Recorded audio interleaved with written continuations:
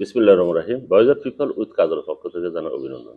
দর্শক, আজকে খুবই আশ্চর্য লাগলো একটা ছবি দেখে। সেখানে মেলানিয়া ট্রাম্প আর ডোনাল্ড ট্রাম্প বাংলাদেশের প্রধান উপদেষ্টা ডক্টর ইউনূসের সাথে ছবি তোলার জন্য উনি দাঁড়িয়ে আছেন। এটা উম আসলে ডক্টর ইউনূস ছাড়া অন্য কারো পক্ষেই এটা সম্ভব ছিল না।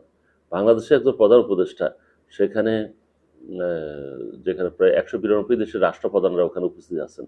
ডোনাল্ড ট্রাম্পের সাথে দেখা করার জন্য সবাই উদগ্রীব থাকেন। একটু দেখা হয়েছিলেন যে সেখানে ওই যে লাঞ্চের সময়, তখন হাত করমর্দন করার পরে প্রধান উপদেষ্টা ট্রাম্পকে বলেছেন যে, "আপনি বাংলাদেশে আসবেন, আপনাকে বাংলাদেশে আসার আমন্ত্রণ জানাচ্ছি।" তখন উনিও বলেছেন যে, "হ্যাঁ, আমি আপনাকে এই বিষয়টা জানাবো।" এসব বিষয়ের উপর কিন্তু বিস্তারিত তেমন কথা হয়নি। এর পরের দৃশ্যটা হলো ভিন্ন।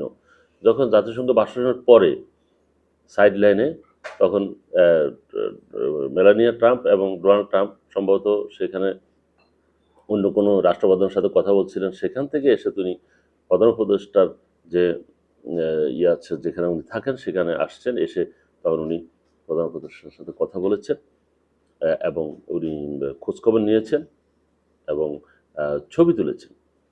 এটা আসলে অবশ্যই না। আর ডক্টর ইউনূস তো ডোনাল্ড ট্রাম্পের সাথে ছবি তোলার মতো ব্যক্তি না। যে ছবি তুলে উনি ওখানে ছবি তুলবেন অথবা ইয়ে করবেন, এরকম না। ছবি তোলার একটা প্রবণতা আছে অবশ্য ডোনাল্ড ট্রাম্পের। সেটাও হতে পারে। তারপরেও ডক্টর ইউনূসের মতো একটা বিশ্ববরেণ্য নোবেল বিজয়ী একজন ব্যক্তির সাথে ছবি তুলে হয়তো উনি নিজেকে নোবেল পেতে পারে, এরকম একটা ধারণা বিশ্বকে হয়তো দেওয়ার চেষ্টা করেছেন। জানি না উনি তো কয়টা নোবেল পায় আল্লাহই জানে। উনি তো ৭০টা নোবেল পাওয়ার দাবিদার করেছেন। উনি ইউক্রেন যুদ্ধ বন্ধ করবেন, সেখানে একটা নোবেল। গাজা যুদ্ধ বন্ধ করবেন, সেখানে একটা নোবেল। তারপরে ওরা সুদানের সে যুদ্ধ, সেখানে একটা নোবেল। ইয়েমেন যুদ্ধ বন্ধ করবেন, সেখানে। অর্থাৎ নোবেল আর নোবেল। কত নোবেল কমিটি কয় ধরনের নোবেল দেয় আল্লাহই জানে।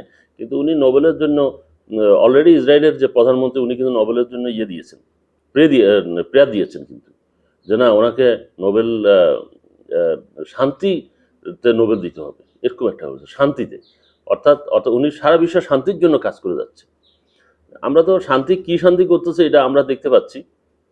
বিশ্বের মানুষ সব দেখতে পাচ্ছে। গাজা সহ সকল শিশুদেরকে একদম কিভাবে অত্যাচার নির্যাতন করতেছে সেটা দেখছে। বিশ্বের সব মানুষই এটা দেখতে পাচ্ছে। দর্শক, ভালো থাকবেন। আল্লাহ হাফেজ।